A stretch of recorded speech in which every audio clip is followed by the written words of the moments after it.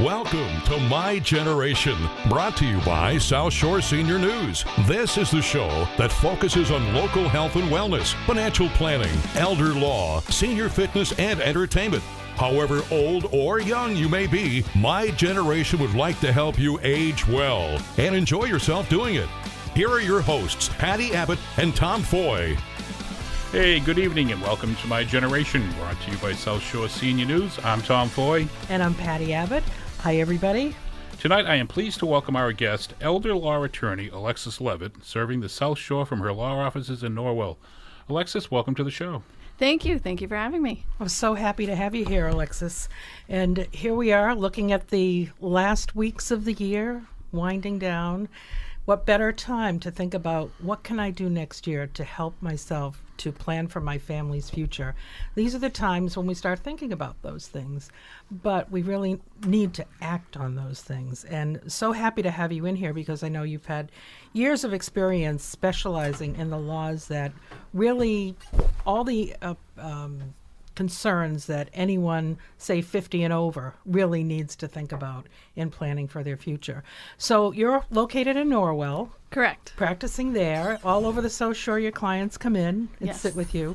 So what are your areas of specialty, Alexis? So elder law, estate planning, veterans benefits, and special needs planning. So those are all under the umbrella of elder law, or those are just specialties within themselves? Well, yes and no. They're each distinct specialties, but they all borrow from each other and overlap so much that many of us who practice elder law also very naturally end up doing estate planning, veterans, and special needs planning. No kidding. It just is complementary. They all go together. A lot of the regulations overlap.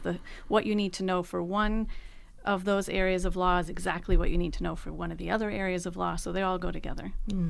I think for some folks, it's kind of intimidating thinking about going out and looking for an attorney. I know that some of my friends have always said, oh, an attorney, I don't know. And sure, the best time to find one is when you don't need one, because do many people come to you after a crisis experience? Most people come when something is happening. Something happens. Yes, that's when most people come. My job is actually easier when people come when there's a crisis, because then I only have maybe one or two choices that I can show them as a path forward. Everybody, of course, is better off coming years before something happens, and then my job is harder because then there's more choices as to what we can put in place for your plan. So people should come earlier, but I understand we're all human and the tendency is to come when there's a crisis. But what you're saying is, even though during a time of crisis, your job may be easier, if someone were to come to you with plenty of time and planning, wouldn't that make things better for them? It makes things much better. What I've seen with families is they come to me, and then what I'll often do, let's say somebody comes to me when something's happening to, let's say, the husband, but the wife is still healthy. And I'll put a plan in place then that fits both of them. So we take care of the crisis that's happening. You know, if the husband needs nursing home, we take care of that, but I put things in place to protect the wife now and down the road. And what I'll see is down the road, the family will come back, okay, now mom has an issue, and we're all set because we already put that plan in place several years back when we were taking care of dad. Wouldn't that be nice if we could all do that? So let's see. Let's think of a scenario. What do most people come? What's on their mind? How do I hold on to my assets? I would imagine. Yes, that's a big one. I have a good story. Is I have a son right now who's doing everything he should. He has both of his elderly parents have moved in with him. Into his home. Into his home, so he's doing everything he should. He has a full-time job, so my job was to, I should say, so during the day when he's at work, he has home health aides coming into the house. And home health aides, these are usually women who come maybe $25 an hour through a private agency, and they'll give you a shower, they'll make you a meal, they'll maybe go, depending on what you need and what your abilities are, go grocery shopping with you, go for a walk with you, watch your favorite shows with you, play cards, whatever it is that you want to do and are able to do and what you need help with. The home health aides will do. So he was privately paying out of his parents' money for the home health aides for the hours when he was at work during the day. So that's burning through money quickly. So they came to me. I want to keep my parents living in my house. Medically, it's working. But they can't be alone. They do need those home health aides. But we're burning through money. What do we do? So my job in that case was to find, he wasn't a veteran, so I couldn't tap into veterans money. But what I did is I tapped into Medicaid money. So now we've got Medicaid covering some of the home health aid hours. So they didn't know they could do that. They didn't know before they could coming do to that. you. Okay. No. So they've got Medicaid covering some number of hours a week, and the parents out of their own money cover those other hours. So they're burning through their money at a much slower rate. Their money's going to last longer. They're going to be able to stay in their son's home much longer now. So that's an example. Yeah, that's a great example because without your counsel, they'd probably be out of money. Be out of money. And the state, I shouldn't say the state, the federal Medicaid program, the way it's set up, the federal statutes, the federal Medicaid program feeds into the 50 state Medicaid program. So the way the federal program is set up, it leans towards nursing home.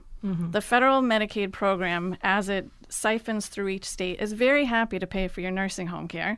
It's harder to get that Medicaid money to pay for home care. And we all want to stay at home. And these everyone days. wants to stay at home. So Massachusetts is better than other states in terms of we've figured out on a state level how to create programs using that Medicaid money to keep people at home. Well, that's good to know. That is We're good to doing know. something Massachusetts is a good place to be. if you're getting older. Yes. And you need those services. Yes. That's great. Alexis, tell folks how they can get in touch with you just if they're just listening in now. Sure. So I have a website. So it's www.alexislevitt.com, ALEXISLEVITT.com. We have a old-fashioned phone, 781-740-7269.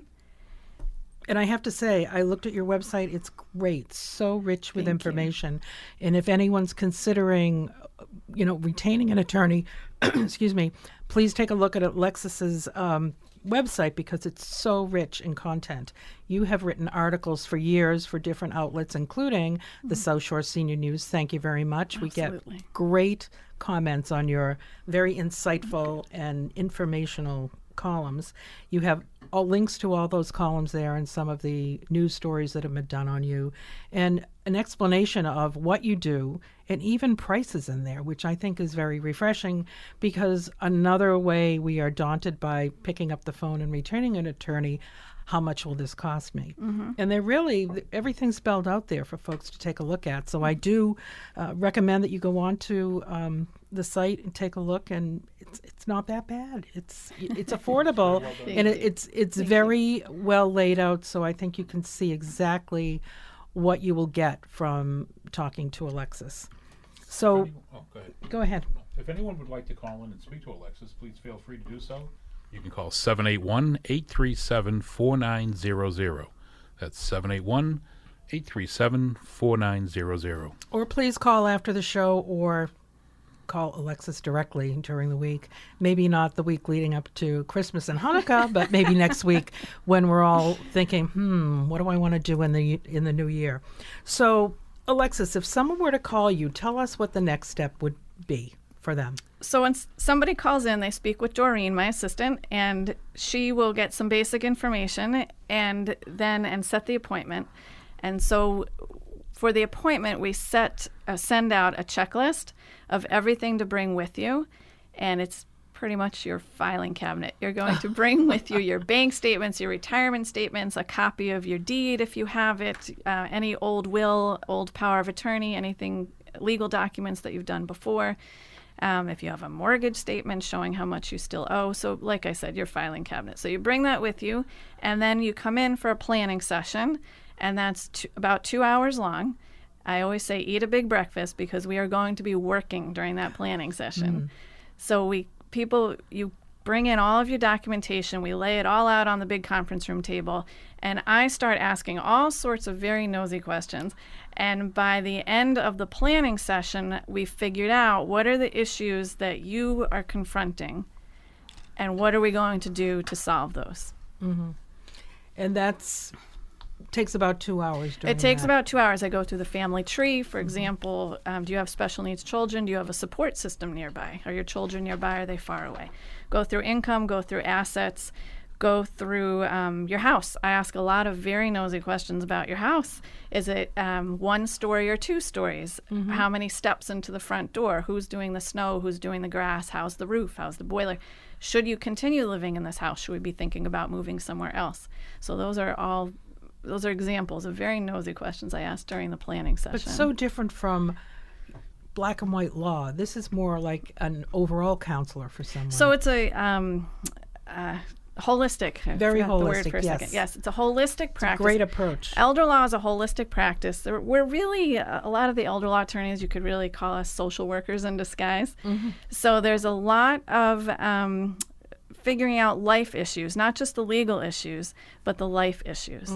So my job as we're doing that planning session and I'm listening to the family talk, bells are going off in my head. Do they need home health aides? Do they need a grocery delivery service? Do they need laundry pickup? Do they need a geriatric care manager? Do they need a mediator if this family is not getting along? Do they, if this is a parent who can't get out to the doctor, do they need a visiting doctor?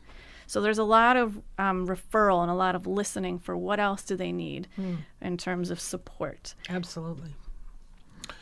Well, coming up, we'll hear more from our guest, Hingham-based elder law attorney Alexis Levitt. We're Tom and Patty, and you're listening to My Generation, brought to you by the South Shore Senior News here on 95.9. This is Mara from the Hull Seaside Animal Rescue.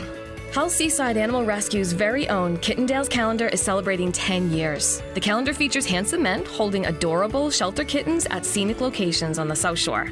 This is a 100% volunteer project, with every penny going directly to the care of the cats. Your support helps rescue and find forever homes for our feline friends. Kittendale's calendars make a great gift for only $20 and are available at the shelter, Toast Restaurant in Hull, and kittendales.com. Thank you for your support. Hi, I'm David Singer. Brooks World Christmas Trees has raised funds for children for 13 years now in memory of Brooks Singer. This year, Boston Bruins star Sean Thornton has given us a signed game jersey to raffle off with Bruins and Patriots tickets. We also are remembering Matt Kelly this year, who was a graduate of Marshfield High School and passed away this last summer. We're starting a program in his memory and in his honor. We're located at Roche Brothers in Marshfield, and we are looking forward to seeing you.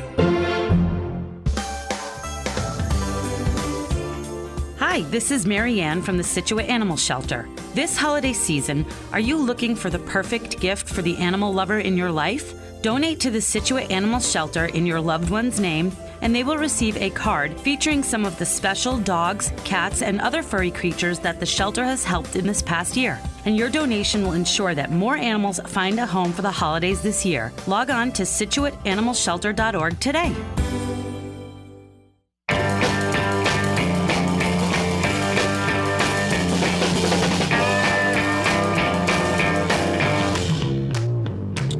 You're listening to My Generation, brought to you by South Shore Senior News here on 95.9 WATD with your hosts Tom and Patty, and we are back with elder law attorney Alexis Levitt. Yes, with offices in Norwell, not Hingham. That's right, Norwell. Norwell. Right on 53, correct? Right on 53, the Norwell Executive Center. With that, we don't have a number on the building, but it's got that big blue sign that says Norwell see it all the Executive time Center. when we go back and forth. So, up and down clients come from all over the South Shore, and also people should know that I go to their houses because obviously I'm working with people who can't necessarily get to us. So you make house calls. Make house calls. That makes a big difference. Yes. Yeah. So, Alexis, how do we know if we need an attorney? What are some of the things to think about, things to look at? I know if we want to get our house in order, I know one of my sisters, when she turned 50, for her birthday, she wanted a will. And this was on her list for years because she's in a blended family, and she wanted peace of mind to know that after she's gone or her husband's gone, that certain things would be doled out a certain way. And I tell you, when she finished that job, she is just like a huge weight off her shoulder. So for her, that was a birthday present a couple of years ago. I when love she that. turned I've never 50. heard that. I love that. Yeah. I love that. And when you say it was a weight off of her shoulders, when Well, she couldn't get her husband to go and do it with her. oh, yes. You know. So anyhow, for her, that was her 50th. Plus, So I she had a can nice tell trip you- with it, too. Oh, but, that sounds yeah. good. So when people, what you're saying, the weight off the shoulder, when people come into my office, there's that planning session, and then maybe, by the end of the planning session, I know, okay, you need a will, you need a trust, we need to do X, Y, and Z, and you need a home health aides, you need a geriatric care manager. We get it all in place. And then after a couple weeks, when we're all done and we wrap everything up, that's how people feel. They always tell me, I feel so much better now. I feel like I have a weight lifted. I get hugs. It's Especially wonderful. when you put everything on the table and your whole life is there. And I'm sure people don't even realize how much stuff has to be organized and sorted and vetted, and things that you do that certainly the average person couldn't do for themselves. Right. I can see how that weight is gone. Yes. Yeah, people feel much better. Then it's all in one place. Yes. You know where it is. Yes. And things can change down the road. Things but change. at And that's least- part of why we put in place a plan that has different paths within it. Plan Bs. I'll do for example, I'll do a will that might say, everything goes to my husband. If I die first, everything goes to my husband. But then I put a Plan B in my will where I don't write it exactly this way, but to shorthand it, if my husband's in a nursing home, I don't want my executor to give everything to him. It's going to go into this certain type of a trust instead that Medicaid has said you can put money into, and they'll still pay for the nursing home. So that's a Plan B. So when you're saying all these issues that crop up during that planning session and putting plans in place, so we have a Plan A and a Plan B already written into the documents when you walk out of the office. So whatever might unfold over the years after you've come to me and finished your documents, we've already thought about those things that might come up over the following years and put our different Plan A, Plan B, Plan C So into you see your down the documents. road and put Yes, those that's our job. steps in place. That's Wow, our job. That's great. Our job is to think of all the worst scenarios and plan for them. Yeah, it's not a pleasant thing to want to think about. I should get a will. Yes, there's a lot of people. I get it. People don't want to do it, and I get Well, it. I understand, but I realize the importance of it. I just So I should also say, so you're asking who needs to see a needs lawyer, one? who needs Yes. an attorney, who needs a will. So what you should know is there are times where I don't do a will for people. Sometimes it's not necessary. So in every state in the country, but in Massachusetts, the state has rules for where your assets will go after you die if you don't write a will. And essentially, if you've got sort of a plain vanilla nuclear typical, what used to be typical family, it'll go to your family. It'll go to your spouse, go to your kids. So that's what happens, what the state says happens to your assets when you die if you didn't have a will. So there are times where I say, you know what, you don't need a will. You don't need to pay for one. Everything's set. The state says where your things are going to go, and that's the result that you were looking for anyway. You wanted to go to these people. We're all set.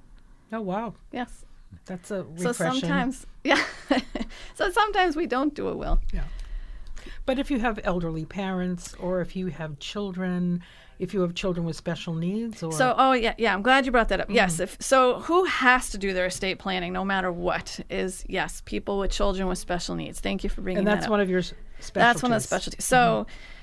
So anybody listening who has an adult special needs child already knows the drill. Your adult special needs child has various public benefits, their Medicaid, their SSI, their housing, only because A, they medically qualify, and B, they only have $2,000 of assets in the bank. There are federal statutes that tell us that you can, as a disabled adult child, you can inherit money from your parents or from whomever, and it does not count against that $2,000 in the bank, so long as whoever left that money to you left it the right way, in a special needs trust. So there's a special needs trust. It's called a special needs trust, and there are different kinds. But so if a parent has a special needs child, they can't rely on the state to do their estate planning for them, because the state doesn't automatically do special needs trust. A parent with a special needs child needs to see an elder law attorney, a special needs planning attorney, and set up an estate plan that includes a special needs trust for this child. So what happens when the parent dies, whatever fraction of her estate, let's say she has 2 children and she wants half and half. So that half that's going to her special needs child, her will says that half doesn't go to my child, it funnels into the special needs trust for my child. And as the special needs planning attorney, we know how to write a special needs trust in a way that will make Medicaid happy, SSI happy, the housing rules happy, so that that special needs child does not, on paper, go over the $2,000 limit, and she continues to be eligible for her Medicaid or SSI, her housing. And it's important for a parent to know that that child will be cared for. Yes, because the federal, the Medicaid, the SSI, it's not enough. It's not enough. A special needs adult, it's very, very, very difficult to subsist in this world. It's wonderful that we do have these programs, but they're not enough. So as a special needs adult in this world, you need your housing, your SSI, your Medicaid, but you also need something else in addition. So that's why we want parents, we try to help parents leave that something else aside, but in a special needs trust. And if they don't do that, what can happen? So some parents, or a well-meaning uncle or grandparent, I've seen 2 different things. We'll just leave money to the child. So it's not the end of the world, but what happens is now the child has until when she inherits that money, she now has until the last day of the month to run down to a lawyer's office and get that money into a different kind of special needs trust. If she goes into the first day of the next month holding that inheritance in her own bank account, bye-bye to her benefits. And if that person doesn't have the wherewithal to know. Right. Wow. So, some other family member will hopefully unwind it over the next few months. I was going to say something else. I don't remember what.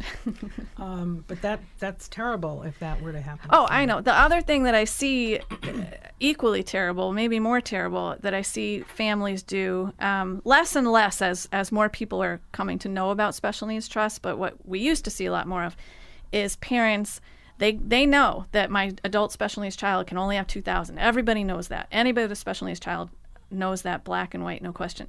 So what I've seen parents do is leave everything to the other kid. And she'll take care of Joey. Right. And hopefully she will. Probably she will. But you don't know what's going to happen to her. You don't know who she's going to marry. You don't know if she's going to start a business that's going to fail. You don't know if she's going to get into a car accident. You don't know what's going to happen to her. And you don't know if that money is going to end up going bye-bye. Right. And now he has nothing. So you want to be doing that special needs trust. Yeah. Yeah. And you must have quite a number of your clients are in that situation.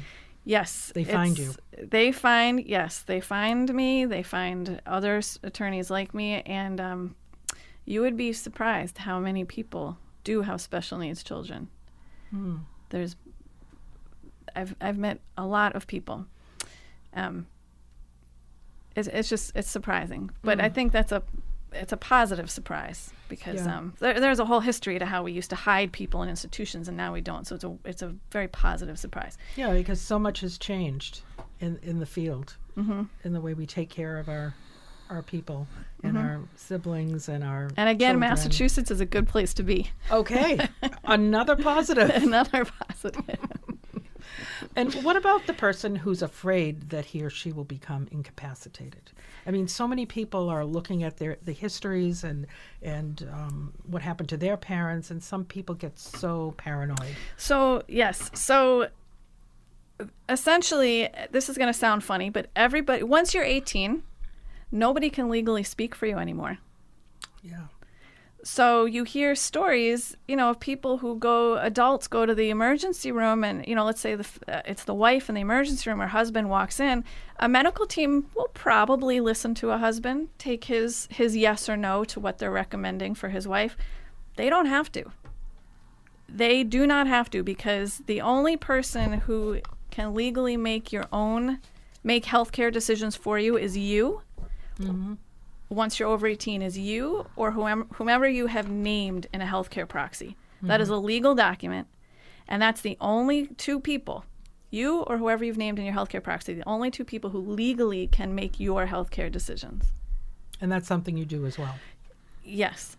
So everybody over 18 has to have a healthcare proxy. And then we can also talk about a power of attorney. Mm-hmm. So Yep. we're Lisa, getting go ahead. signals here. Lisa, go ahead, honey. Good. All right. Coming up, we'll hear more from our guest, Norwell-based elder law attorney Alexis Levitt. We're Tom and Patty, and you're listening to My Generation, brought to you by the South Shore Senior News here on 95.9. Take a look around. What do you see? Is it the smile on your friend's face? Or is it the rising of the sun? For more than 150,000 people in Massachusetts alone, they can't see this. At the Talking Information Center in Marshfield, we broadcast our voices so that the visually impaired can hear what you can see. To volunteer your time and voice, or to donate to TIC, go online at ticnetwork.org or call us at 1-800-696-9505.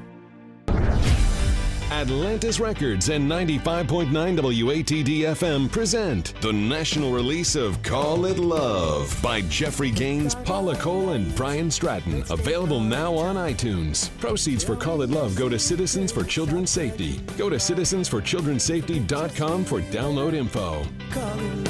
That's Call It Love by Jeffrey Gaines, Paula Cole, and Brian Stratton. You say you won't, I say you will. You make me crazy, but I want you still. When it's all you got, you call it love. Purchase now at iTunes.com. Tell me why you call it love. Proudly sponsored by Smay Painting and Remodeling. Go to SmayPaintingandRemodeling.com.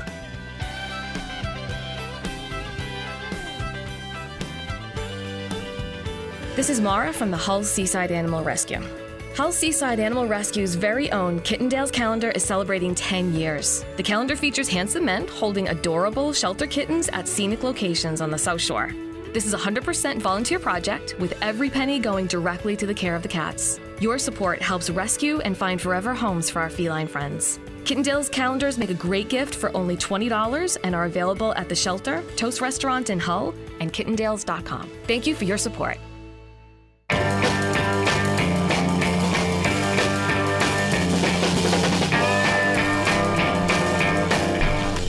Okay, you're listening to My Generation, brought to you by the South Shore Senior News here on 95.9 WATD with your hosts Tom and Patty, and we are back with Alexis Levitt of Norwell. Yes, and before we went to break, we talked about reasons to retain an attorney, and one is the fear that we will become incapacitated ourselves. Right. So everybody over the age 18 needs to have a healthcare proxy and a power of attorney. Okay, so those are two documents you feel we all should have. Everybody, yes. And those seem to be fairly simple and straightforward, no? They are. They absolutely are. The healthcare proxy, actually, you can find online. There's a Massachusetts healthcare proxy. I believe it's the Mass Medical Society that put that out. So absolutely, that's available. A power of attorney is not, and there's a whole history as to why not. But the healthcare proxy is. So there's no excuse not to have one. Okay. So, and again, it's because once we turn 18, nobody can speak for us. So if you're in the emergency room, or if you're in surgery, if you're unable to speak for whatever reason, the only person who can say yes or no to what a medical team is asking permission to do is you, or who you've named in that healthcare proxy. So when you're doing a healthcare proxy, go ahead and download the one from online. But you want to think about, a lot of people just automatically put down their oldest child. So this is something we do in a planning session. You were asking what's a planning session. So when we're in a planning session, this is one of the things we do. Who is going to be your healthcare proxy? And everybody automatically, my oldest child. Yep, So I was always at the top of that list. you're at the top of the. So stop the press is what we do. We stop. We have a whole Youngest? no. We have a whole conversation about who in your family, your best friends, your tight little universe, who is the person who keeps their head on straight in a crisis? Who's that person who doesn't panic? Me. He's the healthcare proxy. He just volunteered for everyone on the South Shore. So who's that person who is going to march down to the nurse's station and say, my mother needs more of X, Y, and Z? Who's that person who's going to go home and Google all those Latin terms the medical team just threw at you? So it's a matter of personality, not just, my oldest child. Who's the right person for the job? So that's the healthcare proxy. So again, you can find a Massachusetts. You can't just get any healthcare proxy. Make sure you find the Massachusetts healthcare proxy online. So that's something you can do on your own You without can. an attorney. Without an attorney. So obviously, if you come into my office or any elder law attorney, we've all written healthcare proxies that are they go much deeper and wider than the one that you find online. So we're going to give you an even better one if you come to work with us. Just as part of whatever we're doing for you, you're going to walk out with a really good healthcare proxy. But don't wait for that. There's no reason to wait for that. Everybody tonight in the morning should just be looking for that Massachusetts healthcare proxy online, downloading it, picking the right person in your life, not just the oldest child who's the right person for this job, and signing it. I think you sign it in front of 2 witnesses and have that. And then, it doesn't do much good if it's at home in your filing cabinet. So what you need to do is make copies, give them to your whoever you've named. And then I also have clients make a photocopy and mail it to the doctor's office. Please put this in my file. That's smart. So we do that. And then some people will keep a copy in the glove compartment of their car. I also, in my office, enroll everybody in a program called DocuBank. So you can look this up online. It's a woman down in Pennsylvania. I think she's a genius. What she did, she created this company. And what we do is we scan in everybody's healthcare proxy, the name of their doctor, name of their kids, medications that they're on, pertinent medical conditions that an emergency room nurse should know about. We send all that down to DocuBank in Pennsylvania. They scan it into their big system, and they mail you a card. It's the same exact size as a driver's license. And you put that in your wallet. And you know how the EMTs or the nurses at the emergency room, they're supposed to go through your wallet looking for some sort of contact information? Yes. So hopefully when they trip over that, the bell goes off. They call DocuBank. They say, we have Patty here, for example. Here's her membership number. Here's her PIN number. And then DocuBank faxes to the emergency room everything these nurses need to know. That's a great service. It's fabulous. So in our office, we do that to sort of close that loop, to make sure your healthcare proxy is not just signed and sitting in your filing cabinet, but it's actually accessible in the emergency room when you need it. That's just when you need it. That's when you need it. That's great. So we do that. And then there's another document. So you're asking about people who are worried I might be incapacitated down the road and not able to make my own financial decisions. So that's another category. The healthcare proxy covers you when you can't communicate your own healthcare choices. A power of attorney is a document that covers you when you need somebody else to be managing your financial and personal affairs. And again, once we're 18, nobody else can sign on the dotted line for us. Really, everybody over 18 should have a healthcare proxy. Now, I don't know any college kids, or with a power of attorney. I don't know any college kids with a power of attorney, but they all should. So I remember years ago, I was in my early 20s, and my grandmother, I paid all her bills. I went over her place once a month and paid all her bills. now, did she sign the check? I may have had a joint account with her. So that's one way people do it. So there are different ways to sort of to get at this goal of, I want to put someone in place to be able to help me with my financial and personal affairs because down the road I know I'm going to need that help. So the best way to do it is to put a power of attorney in place. So that's a document, a legal document that you cannot find online. It simply is, there is no public version. It has to come from a lawyer's office. Okay. So anybody who comes to see me for any reason whatsoever, they're walking out with whatever, a will, a trust, a this or that, but they're also walking out with a healthcare proxy power of attorney because these are fundamental documents that everybody needs. So the power of attorney, again, you name the right person in your life. Who in my life do I trust giving access to my bank accounts? A power of attorney could pay your bills like you did. Call up the IRA and change the required minimum distributions, call up your life insurance, change beneficiaries, call up your pension, change your address. You know, a healthcare, I keep saying healthcare proxy. A power of attorney could sign a purchase and sale to sell your house, can sign a lease to rent you a new apartment. That's a very important person you're naming. That's a very important person. So who do I trust with access to my finances?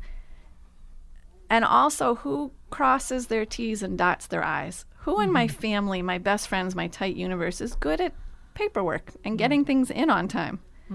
So that's who you want to name for your power of attorney. And you let off with, what do I do if I'm afraid I might become incapacitated one day? This is what you want to do. You want to put your healthcare proxy in place. You want to put your power of attorney in place. At the very least. At the very least. Those are the people who can help you while you're living if you get to a point where you need that help. So those are key documents. That's good. Now, to get back to what we were talking about earlier tonight, nursing homes.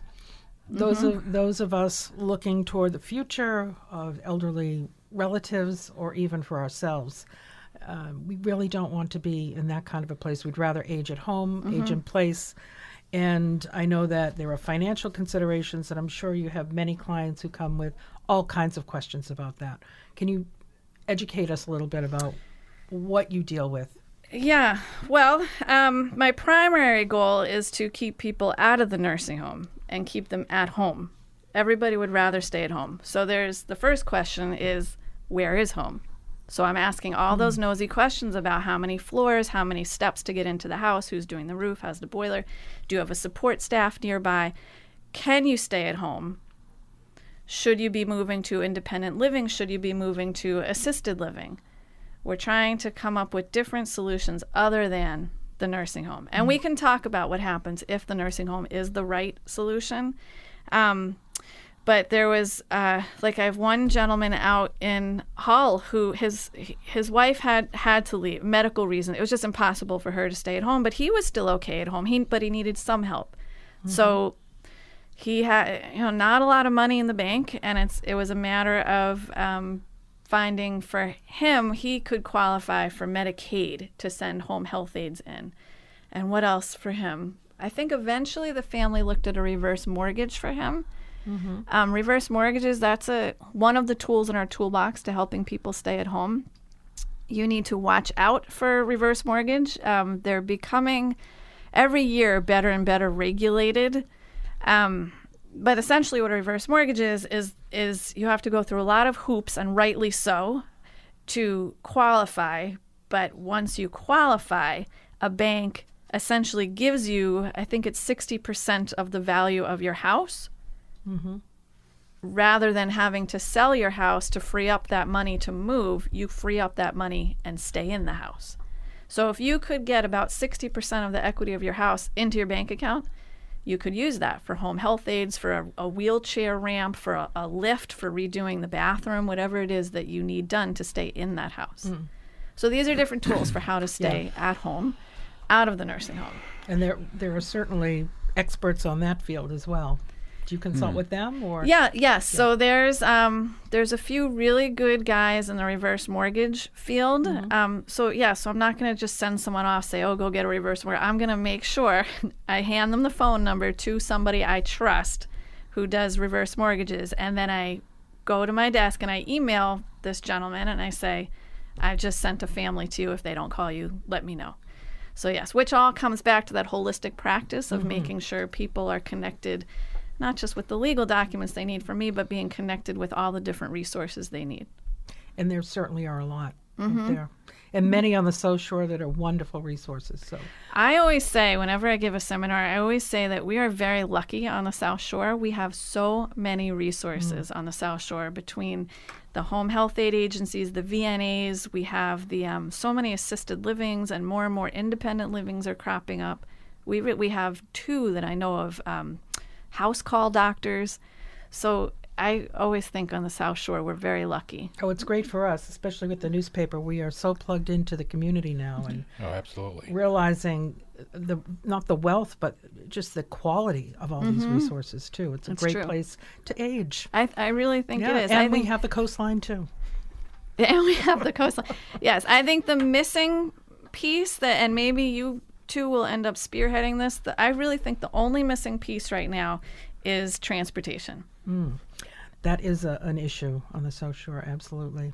That's the one piece for people to stay at home, but they can't drive anymore. They spend a lot of days trapped in their house, and that leads to loneliness, sadness. So that's the one piece that's missing. But I know I think people are trying. People are working on it. Some creative people are working on it, but Hopefully that will come. hopefully that will come. Yeah.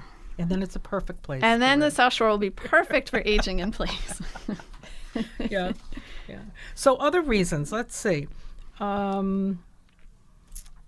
Spouses or parent. What if a spouse is significantly older than another spouse? Oh, geez, Louise, that's a tough Because one. I see those situations. One of my siblings is in that situation. What do you suggest for them? It would all depend. If they came in to my office, I would ask them lots of nosy questions and figure out what was the right solution for them in particular. I can't say there's one answer for anybody who's married. Everything is custom. Everything is Very custom. tailored.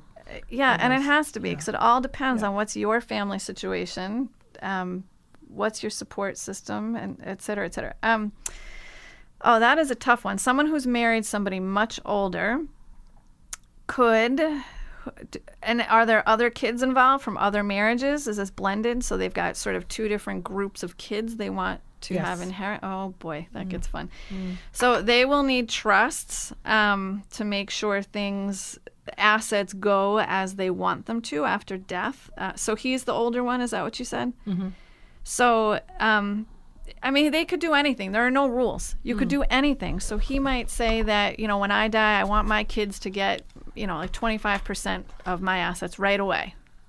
Or and the rest go to her, and whatever's left when she dies goes to them. Or he might say they're just going to have to wait, and my assets go to her while she's living, and when she dies, then they go to him. What if he is incapacitated? She's still working. He's retired, and now she has to pay for his care. So care, that's a whole other ball of wax. It gets tricky. I could give you a couple of ideas. One might be divorce. It might be, we don't say this too often, but for somebody if they're that far apart in age and that far apart in health, and they both have separate batches of kids they want to protect assets for, that might make sense for them, maybe. But definitely doing some Medicaid planning, putting a long-term care insurance in place for her would be a good idea, because usually the women don't have anyone left to take care of them, but she won't. Sad that we're here like this. Well, sad, but also independent. I'm sure they both lived their lives the way they wanted to, and it brought them to this chapter. Yep. Well, anyways. On that Coming up, note, we'll hear more from our guest, Norwell-based elder law attorney Alexis Levitt.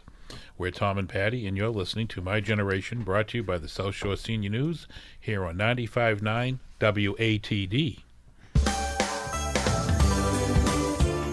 Hi, this is Mary Ann from the Scituate Animal Shelter. This holiday season, are you looking for the perfect gift for the animal lover in your life?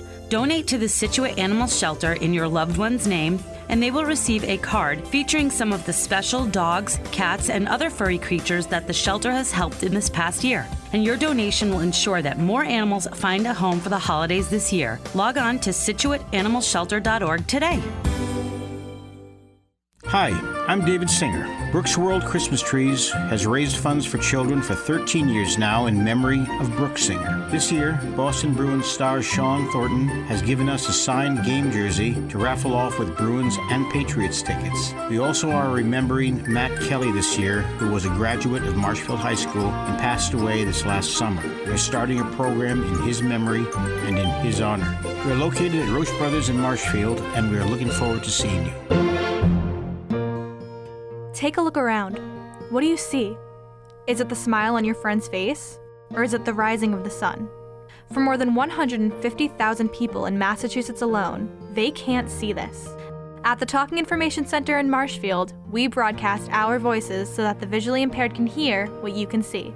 To volunteer your time and voice, or to donate to TIC, go online at ticnetwork.org or call us at 1-800-696-9505.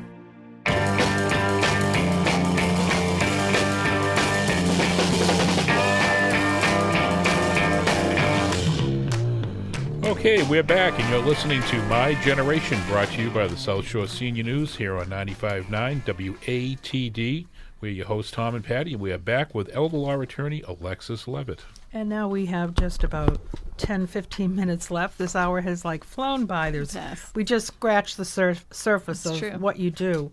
So we'll definitely have to have you come back, Alexis. So are we going to talk about nursing homes and how we can still hang on to our money and still get properly taken care of? Let's do that. Yeah. So a lot of people come in asking me, my mother needs to go to a nursing home. How do we not lose everything to the nursing home? Huge question. That's all the I time. Yeah. get that all the time. So we could have a 6-hour class on this topic. So let's do what we can. 10 minutes. So the most important thing is to understand the ground rules, and then we can talk about what an attorney who understands the regulations can do to sort of advance beyond the ground rules. So if you're a married couple, let's say he's going to the nursing home. We're going to pick on the guys. So if he's going to the nursing home and she's still at home, there's a married couple. What's going to happen, again, these are the ground rules. He needs to medically need to be in the nursing home, and he can only have $2,000 to his name. Everything else we give to her.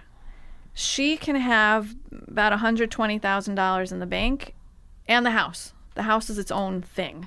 So any cash, IRAs, CDs, money markets, all that, savings bonds, that's $120,000, and she can have the house. He only has $2,000.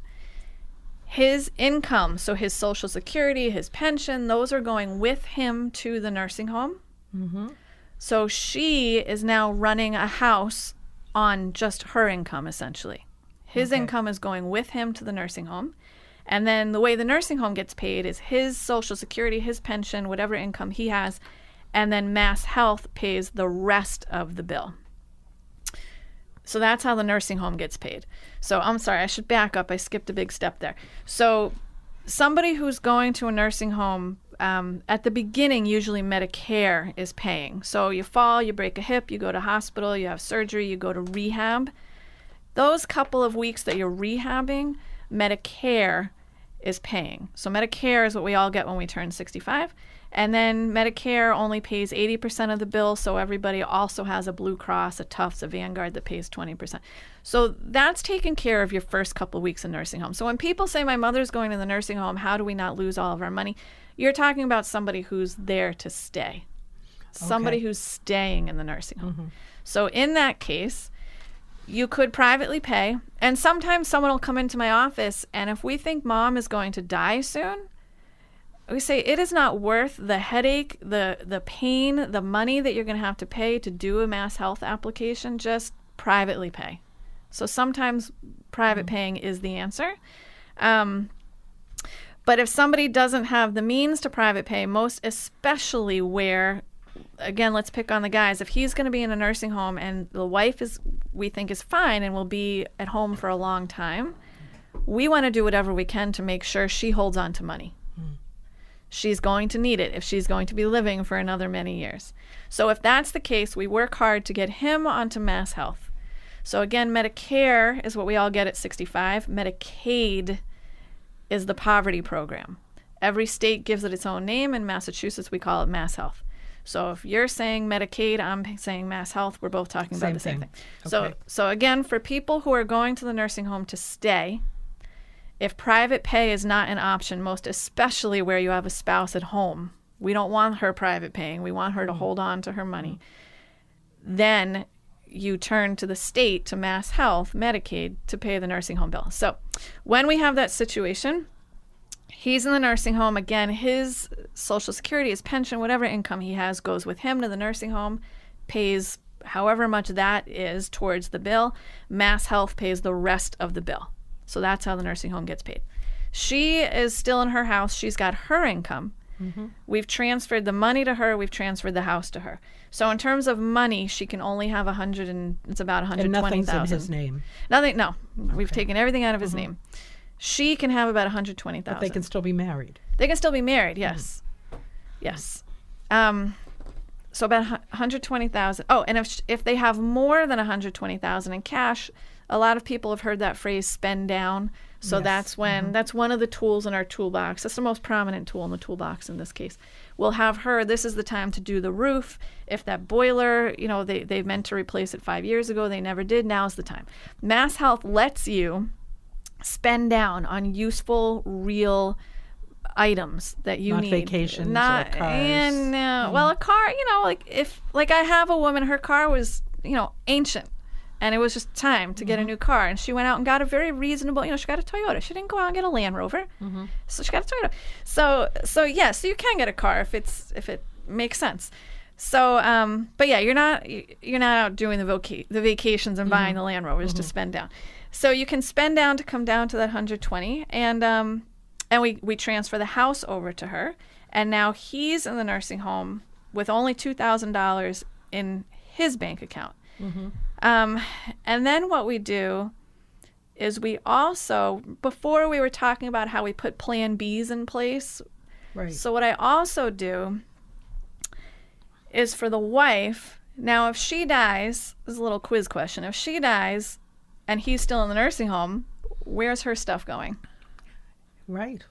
To him. To him. So we draft. See, I'm listening. So we draft a will for her that says, if I die first, essentially, and he's still living, don't give my assets to him. This is assuming they have children that they want to preserve assets for. If I die and he is still living and he's in the nursing home, don't give assets right to him.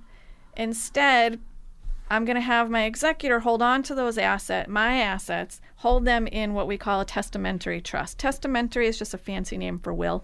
So it's a trust that we've buried inside the will.